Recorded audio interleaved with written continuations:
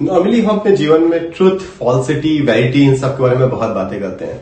खासकर जब हम किसी भी चीजों को डिटरमाइन करने की कोशिश करते हैं तो हम ये बहुत हद तक जानने की कोशिश करते हैं कि क्या वो ट्रू है या नहीं है, क्या वो फॉल्स है, या फिर हम ये भी देखने की कोशिश करते हैं कि आखिर जो भी चीज हमको बताई जा रही है वो कितनी वैलिड है, कितनी नहीं है। तो ये दो ऐसे टर्म हैं जो खासकर हम लोग अपने नॉलेज सिस्टम में सबसे ज्यादा इस्तेमाल करते हैं, और लॉजिक के पर्सपेक्टिव से अगर देखें तो इसके बारे में हम कम जानते हैं। पिछला वीडियो जो हमने आर्गुमेंट में बताया, हमने इसके बारे में ऑलरेडी कुछ बातें की हैं, लेकिन इस वीडियो में हम थोड़ा स्पेसिफिकली इस बारे में बात करना चाहते हैं। आप देख रहे हैं अंडरग्राउंड फिलॉसफीज और मैं हूं प्रशांत। तो आखिर ट्रुथ एंड वैलिडिटी का संबंध कैसे है? तो पिछले वीडियो में जैसे मैंने बताया था कि किसी भी डिडक्टिव आर्ग्यूमेंट में आपके दो प्रपोजिशन होते हैं और एक कंक्लूजन।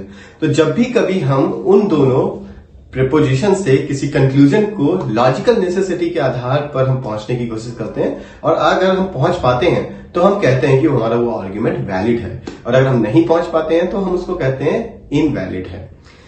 और क्योंकि उसमें जो प्रपोजिशन होते हैं उसके आधार पे हम किसी भी एक पर्टिकुलर, अगर हमारे पास सिर्फ एक प्रपोजिशन है तो हम उसके आधार पे किसी कंक्लूजन को डिराइव नहीं कर सकते हैं। इसीलिए जो वैलिडिटी है वो किसी भी एक प्रपोजिशन पे स्टैब्लिश नहीं की जाती है।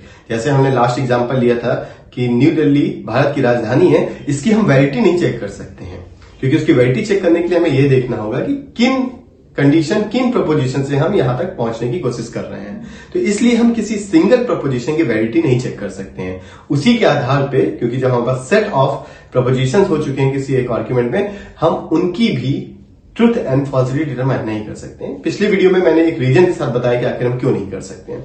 तो एक मेजर वजह ये हमें पता चल के आती है कि जब भी कभी वैलिडिटी और इनवैलिडिटी को हमें असाइन करना होगा तो वो सिर्फ और सिर्फ हम आर्ग्यूमेंट में करेंगे, और जब भी कभी हमें ट्रुथ एंड फॉल्सिटी को असाइन करना होगा तो वो हम सिर्फ और सिर्फ प्रपोजिशन में करेंगे। तो ये आपका मेजर डिफरेंस है कि ट्रुथ एंड फॉल्सिटी को। तो लॉजिक में, खासकर प्रोपोजिशनल लॉजिक में, हम प्रपोजिशन की ट्रुथ एंड फॉल्सिटी देखते हैं, एंड वैलिडिटी एंड इनवैलिडिटी हम एक आर्ग्यूमेंट में देखते हैं।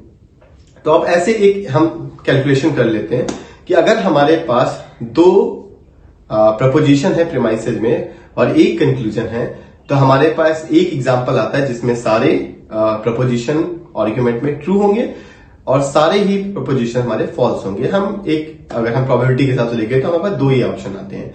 हमारा आर्ग्यूमेंट ट्रू होने पर वैलिड भी हो सकता है और इनवैलिड भी हो सकता है। सिमिलरली फॉल्स होने पे वो वैलिड भी हो सकता है और इनवैलिड भी हो सकता है। मैंने रीजन आपको पिछले वीडियो में बताया था क्या है। इसके अलावा ये भी एक पॉसिबिलिटी बनती है कि आपके जो प्रीमाइसेस हैं वो सारे ट्रू हो लेकिन कंक्लूजन आपका फॉल्स हो, और आपके प्रीमाइसेस सारे फॉल्स हो, कंक्लूजन आपका ट्रू हो।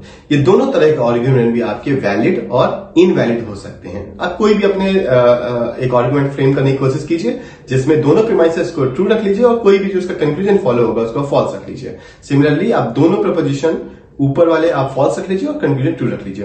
ये दोनों तरह के जो हमारे चार एग्जांपल हो गए, ये ट्रू भी हो सकते हैं, ये वैलिड भी हो सकते हैं और इनवैलिड भी हो सकते हैं। अब एक और हम प्रोबेबिलिटी चेक कर लेते हैं। ये पॉसिबल है कि आपका एक प्रीमाइस ट्रू हो, एक प्रपोजिशन ट्रू हो, दूसरा प्रपोजिशन फॉल्स हो, कंक्लूजन आपका ट्रू हो। ऐसे ही एक प्रपोजिशन आपका ट्रू हो, दूसरा प्रपोजिशन फॉल्स हो और कंक्लूजन भी फॉल्स हो। इस तरह जो हमने 6 पॉसिबिलिटी जो आपने ट्राई की है, ये भी ये फॉल्स हो सकता है, ये हमारा वैलिड हो सकता है और ये ही इनवैलिड हो सकता है। तो इससे एक चीज बहुत साफ निकल के आती है कि आर्ग्यूमेंट की वैलिडिटी उसके प्रपोजिशन के ट्रुथ एंड फॉल्सिटी पे डिटरमाइन नहीं करती है। और इसको हम अलग भाषा में अगर ये कहें कि यही एक मेजर वजह है कि लॉजिक में आर्ग्यूमेंट की वैलिडिटी और इनवैलिडिटी उसके स्ट्रक्चर के आधार पर डिटरमाइन होती है, ना कि उसके अंदर आने वाले प्रपोजिशन की ट्रुथ एंड फॉल्सिटी के आधार पर होती है। तो ये आपका वैलिडिटी वाला पार्ट हो गया। अब ट्रुथ एंड फॉल्सिटी, इन दोनों टर्म को मिला के जो शब्द इस्तेमाल किया जाता है लॉजिक में, उसको हम लोग कहते हैं ट्रुथ वैल्यू। और जो ट्रुथ वैल्यू होती है वो सिर्फ और सिर्फ प्रपोजिशन की होती है। तो हम कह सकते हैं कि जितने भी प्रपोजिशन हम यूज कर रहे हैं, प्रपोजिशन डेफिनेशन हमने पहले वीडियो में बताई है, तो जितने भी प्रपोजिशन हो रहे हैं उसकी कोई ना कोई ट्रुथ वैल्यू होगी, और उसकी अगर ट्रुथ वैल्यू होगी तो हम कह सकते हैं या तो वो सही होगा या तो वो गलत होगा। तो इसी के आधार पे हम ट्रुथ को समझते हैं प्रपोजिशनल लॉजिक में। मैं प्रपोजिशनल लॉजिक इसलिए शब्द इस्तेमाल कर रहा हूं क्योंकि पुराना जो एक कमेंट आया था उसमें इस चीज को मेंशन किया गया था। तो मैं पहले से क्लियर कर देता हूं कि जितने भी वीडियो जो अभी हम बना रहे हैं लॉजिक में, ये दिल्ली यूनिवर्सिटी के सिलेबस को ध्यान में रखकर बनाया जा रहा है, और ये सिर्फ और सिर्फ हम अभी प्रोपोजिशनल लॉजिक के बारे में बात कर रहे हैं। तो ट्रुथ एंड वैलिडिटी को हम सम अप करें तो वैलिडिटी जो चेक की जाती है वो हम आर्ग्यूमेंट में चेक करते हैं। आर्ग्यूमेंट वैलिड और इनवैलिड होता है, जिसका आधार उसकी लॉजिकल नेसेसिटी है, ना कि उसके प्रपोजिशन जो अंदर आने वाले हैं उसके ट्रुथ एंड फॉल्सिटी पे है। बाकी जो प्रपोजिशन होते हैं वो ट्रुथ एंड फॉल्स होते हैं, ना कि वैलिड या इनवैलिड। Thank you.